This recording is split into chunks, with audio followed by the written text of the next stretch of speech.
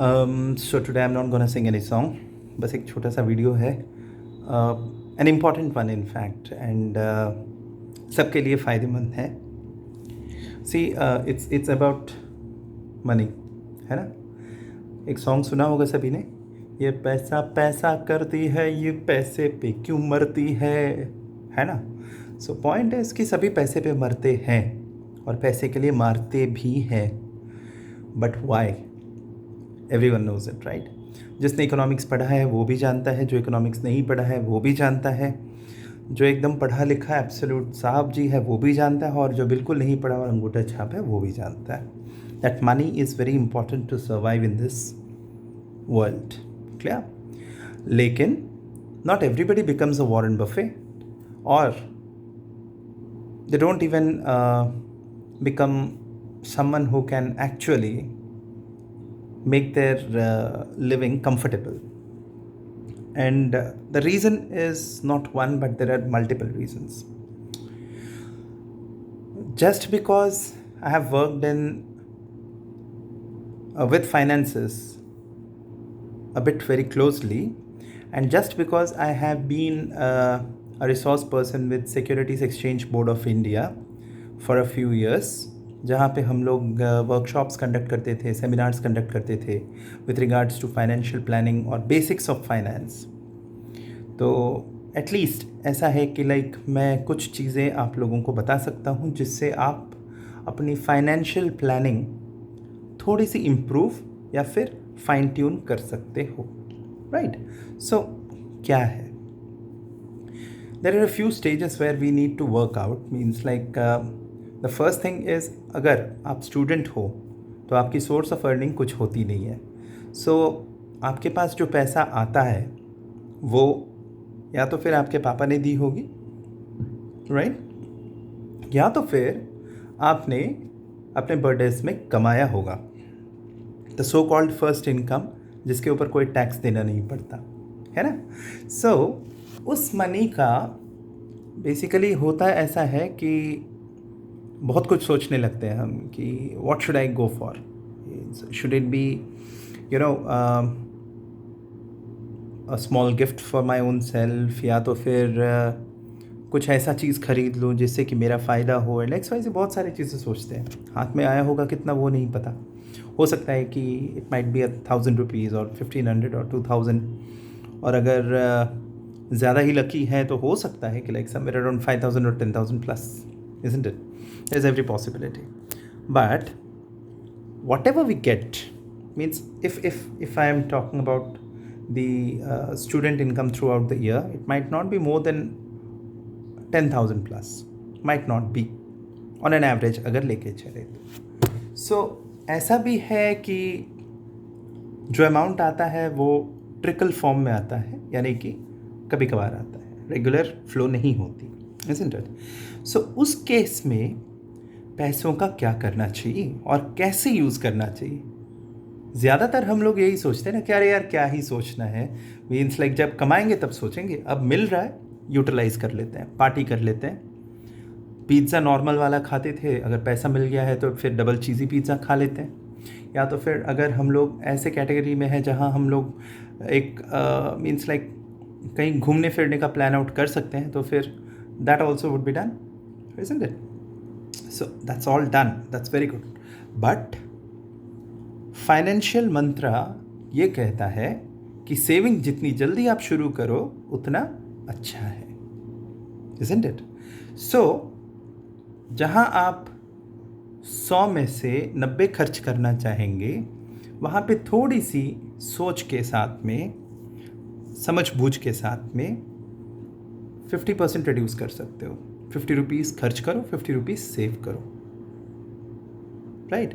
Means suppose if I am having 1,000, I can spend 500 and save 500. For what? It can be for any thing. Means like suppose आगे जाके मुझे कोई किताब खरीदनी होगी, या फिर ऐसा कोई मैं इन्वेस्टमेंट प्लान कर रहा हूँ जहाँ पे मैं एक साइकिल लेना चाहता हूँ, right? So I'm talking about basic things. I'm not going for the KTMs or something like that, Duke or something like that. I'm talking of the basic things.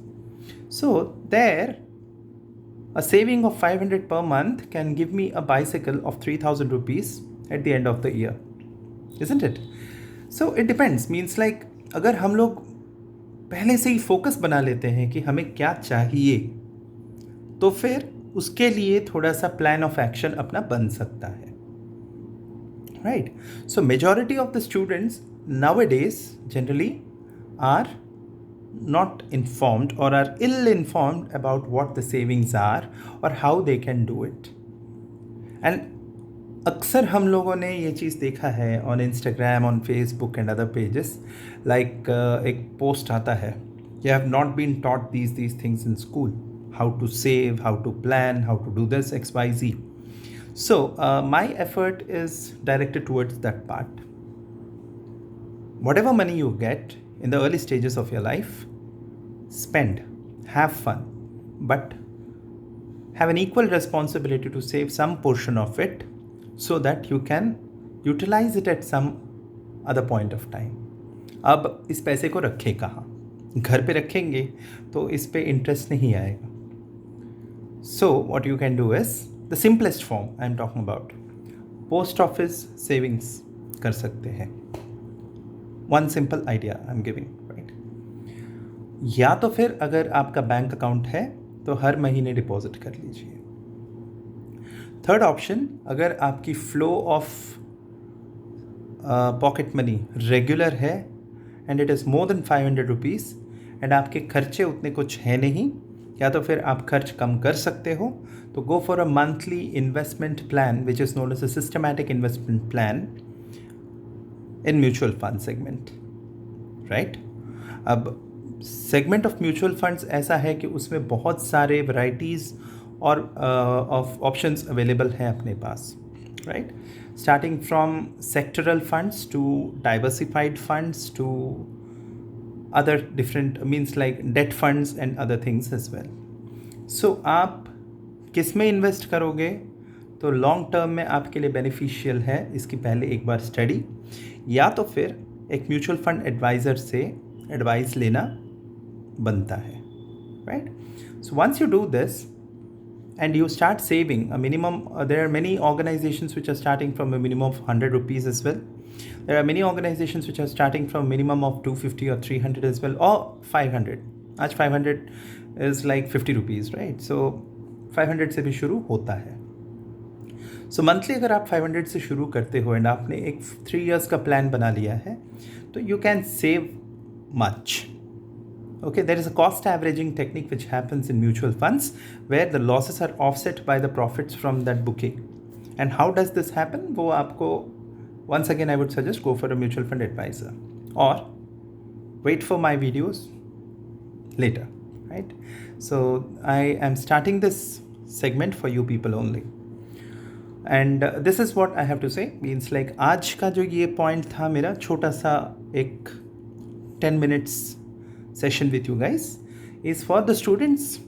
Basically point मेरा यही कहना है कि like आप saving शुरू करें, जितना भी मिलता है उसमें से प्लानिंग करना शुरू करें. पैसे सेव करने के लिए या तो फिर पोस्ट ऑफिस, या तो फिर बैंक्स, या तो फिर म्यूचुअल फंड्स के ज़रिए आप अपना इन्वेस्टमेंट शुरू कर सकते हो.